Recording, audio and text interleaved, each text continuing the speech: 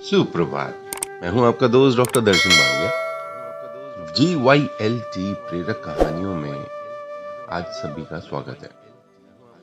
GYLT का full form है get your life together, क्योंकि हम कहानियां ऐसी ढूंढ के लाते हैं जो कि आपको कुछ इस तरीके का मैसेज दें जो आगे चलकर या हो सकता है इमीडिएट आपकी किसी ना किसी प्रॉब्लम का सॉल्यूशन हो। सिर्फ ज़रूरी नहीं है कि प्रॉब्लम्स, कई बारी हमारे को ऐसी चीज़ें भी चाहिए होती हैं जो हमारे बच्चों को या बड़ों को या हमारे बराबर के किसी इंसान को मदद दे सकती हैं, सिखाने में मदद कर सकती हैं। तो बहुत सारी चीज़ें हैं ज़िंदगी की, कब कहाँ पर क्या कौन-सा रंग दिखा दे पता नहीं लगता। तो हमारी कोशिश है कि आपकी ज़िंदगी हमेशा खुशनुमा रहे, शांति से भरपूर रहे। हमारी कहानियाँ आखिरी में सार हमारे शब्दों में लेकर आती हैं।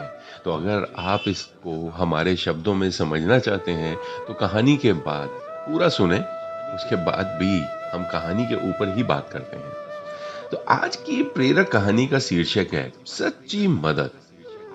एक नन्हा परिंदा अपने परिवारजनों से बिछड़कर अपने आशियाने से बहुत दूर आ गया था। उस नन्हे परिंदे को अभी उड़ान भरना अच्छे से नहीं आता था। उसने उड़ना सीखना अभी शुरू ही किया था। उधर नन्हे परिंदे के परिवार वाले बहुत परेशान थे और उसके आने की राह देख रहे थे।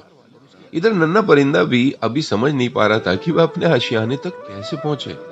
वह उड़ान भरने की बहुत कोशिश कर रहा था, पर बार बार कुछ ऊपर उठकर गिर जाता। कुछ दूर से एक अनजान परिंदा अपने मित्र के साथ ये सब दृश्य बड़े गौर से देख रहा था। कुछ देर देखने के बाद वो दोनों परिंदे उस नन्हे परिंदे के करीब आ पहुंचे। नन्हा परिंदा उन्हें देखकर घबरा गया और फिर उसने सोचा शायद ये उसकी मदद करें और उसे घर तक पहुंचा दें। अनजान परिंदा बोला, क्या हुआ नन्हे परिंदे, काफी परेशान हो? नन्हा परिंदा बोला, मैं रास्ता भटक गया हूँ और मुझे शाम होने से पहले घर लौटना है। मुझे उड़ान भरना अभी अच्छे से आता नहीं, मेरे घर वाले बहुत परेशान हो रहे होंगे। आप मुझे उड़ना भरना सिखा सकते हैं? मैं काफी देर से कोशिश कर रहा हूँ पर कामयाबी नहीं मिल पा रही है। अनजान परिंदा बोला, थोड़ी देर सोचने के बाद, जब उड़ना भरान भरना सीखा ही नहीं तो इतना दूर निकलने की क्या जरूरत थी। वह अपने मित्र के साथ मिलकर नन्हे परिंदे का मजाक उड़ाने लगा। उन लोगों की बातों से नन्हा परिंदा बहुत क्रोधित हो रहा था। अनजान परिंदा हंसते हुए बोला, देखो हम तो उड़ान भरना जानते हैं और अपनी मर्जी से कहीं भी जा सकते हैं। इतना कहकर अनजान परिंदे ने उस नन्हे परिंदे के सामने पहली उड़ान भरी। वह फिर थोड़ी देर के बाद लौटकर आया और दो चार कड़वी बातें बोल पुनः उड़ गया और उसने 5-6 बार किया। और जब इस बार वो उड़ान भर के वापस आया तो नन्हा परिंदा वहां नहीं था। अनजान परिंदा अपने मित्र से, नन्हे परिंदे ने उड़ान भर ली ना? उस समय अनजान परिंदे के चेहरे पर खुशी झलक रही थी। मित्र परिंदा बोला, हाँ, नन्हे परिंदे ने उड़ान भर ली, लेकिन तुम इतना खुश क्यों हो रहे हो मित्र? तुमने तो उसका कितना मजाक बनाया। अनजान परिंदा बोला, मित्र तुमने तो सिर्फ नकारात्मकता पर ध्यान दिया, लेकिन नन्हा परिंदा मेरी नकारात्मक पर कम और सकारात्मकता पर ज्यादा ध्यान दे रहा था। इसका मतलब यह है कि उसने मेरे मजाक को अनदेखा करते हुए मेरे उड़ान भरने वाली चाल पर ज्यादा ध्यान दिया और वह उड़ान भरने में सफल हुआ। मित्र परिंदा बोला, जब तुम्हें उसे उड़ना भरना सिखाना ही था तो उसका मजाक बनाकर क्यों सिखाया? अनजान परिंदा बोला, मित्र नन्हा परिंदा अपने जीवन की पहली बड़ी उड़ान भर रहा था और मैं उसके लिए अजनबी था। अगर मैं उसको सीधे तरीके से उड़ना सिखाता तो वह पूरी जिंदगी मेरे एहसान के नीचे दबा रहता और आगे भी शायद ज्यादा कोशिश खुद से नहीं करता। मैंने उस परिंदे के अंदर छिपी लगन देखी थी।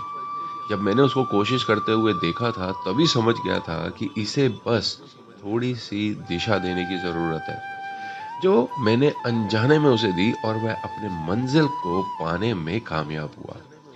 अब तो पूरी जिंदगी खुद से कोशिश करेगा और दूसरों से कम मदद मांगेगा। इसी के साथ उसके अंदर आत्मविश्वास भी ज्यादा बढ़ेगा। मित्र परिंदे ने अनजान परिंदे की तारीफ करते हुए बोला, तुम महान हो। जिस तरीके से तुमने उस नन्हे परिंदे की मदद की, वही सच्ची मदद है। शिक्षा क्या मिलती है हमें दोस्तों? सच्ची मदद वही है जो मदद पाने वाले को ये महसूस ना होने दे कि उसकी मदद की गई है। बहुत बार लोग सहायता तो करते हैं पर उसका ढिंढोरा पीटने से नहीं चूकते। ऐसी सहायता किस काम की? परिंदों की ये कहानी हम इंसानों के लिए भी एक सीख है। हम लोगों की मदद तो करें पर जताएं नहीं। पर इसमें साथ-साथ हमारे भारतवर्ष में होने वाली सबसे बड़ी दिक्कत, उसको भी ठीक करने की ज़रूरत है। अब आप इसे दिक्कत कहें या प्यार, क्योंकि लोग तो अपने बच्चे के साथ बहुत ज़्यादा जुड़े हुए रहते हैं। अगर आप यूएस, कनाडा, ऑस्ट्रेलिया ऐसी कंट्रीज़ में जाएँ, 18 की उम्र होते ही बच्चों को छोड़ दिया जाता है। जाओ, खुद कमाओ, अपना घर लो, ये मेरा घर है। तुम्हारे को पैदा कर दिया, बड़ा कर दिया, पढ़ाई करवा दी, तुम्हारी सारी ज़रूरतें पूरी कर दी, अब जाओ, अब तुम्हें अपना काम करना है। बट भारत में जब तक बच्चा बाप मर ना जाए, बच्चे को कुछ नहीं होने देता, उसको पूरा सँभाल के रखता है। देखिए, अपने आस-पास देखिए, उसको शुरू से लेकर आखिर तक हर एक चीज़ बोल-बोल कर कराई जाती है। भारतीय लड़कों के अंदर आत्मविश्वास की बहुत कमी होती है। वहीं पर लड़कियां विश्वास से लबरेज होती हैं। क्यों? आप खुद देखिए, खुद समझ जाएंगे इन चीजों को। ऐसा होता है। किसी की भी मदद करना चाहते हैं तो उसे पता भी नहीं मत लगने दीजिए कि आप उसकी मदद कर रहे हैं। लड़का कभी गिर जाता है, बच्चा कभी गिर जाता है आपका, तो उसे उठाइए मत। हाँ, जब छोटे होंगे तो आप लड़का लड़की नहीं देखेंगे यहाँ पर। तो वो गिर जाता है तो उसे खुद खड़ा होने दीजिए। कभी आपने रोड के ऊपर उन भिखारियों को देखा है जो पैसा मांगते रहते हैं? उन लोगों को देखा है जो कुछ सामान बेचते रहते हैं? उनके बच्चों को कभी देखिएगा, वो रोड पे घूम रहे होते हैं। आप अपने बच्चे को ऐसा छोड़ सकते हैं? क्योंकि वो अपने बच्चे को गिरने देते हैं और खुद संभलने देते हैं। वो आगे चलकर अपने डिसीजन खुद ले पाते हैं। हर जगह पे उन्हें माँ-बाप की ज़रूरत नहीं होती, किसी दोस्त या किसी गाइड की ज़रूरत नहीं होती। वो अपने सवालों का जवाब खुद ढूँढते हैं। तो आप अपने बच्चे को कैसे बड़ा कर रहे हैं? किस तरीके से? क्या उसे बोल-बोल के सारे काम करा रहे हैं?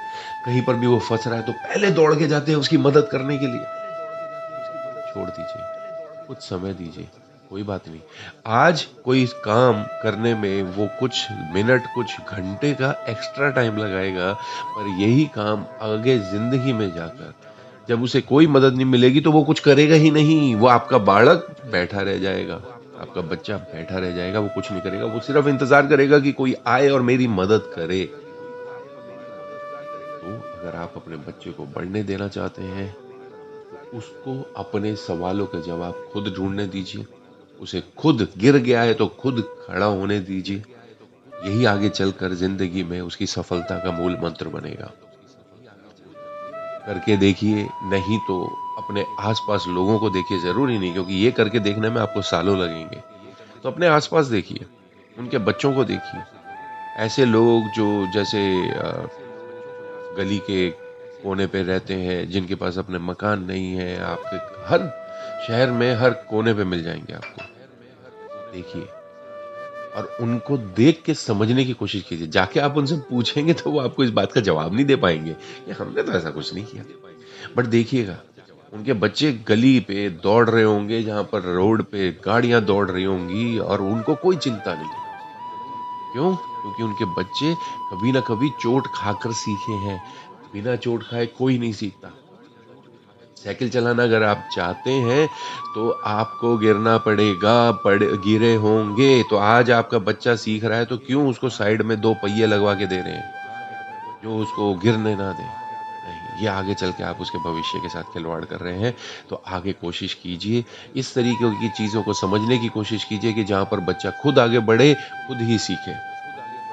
आपकी भी ज़िंदगी आगे अच्छी रहेगी और आपके बच्चे की भी। आप भी डिसीज़न लेने के लिए फ्री होंगे और आपका बच्चा भी।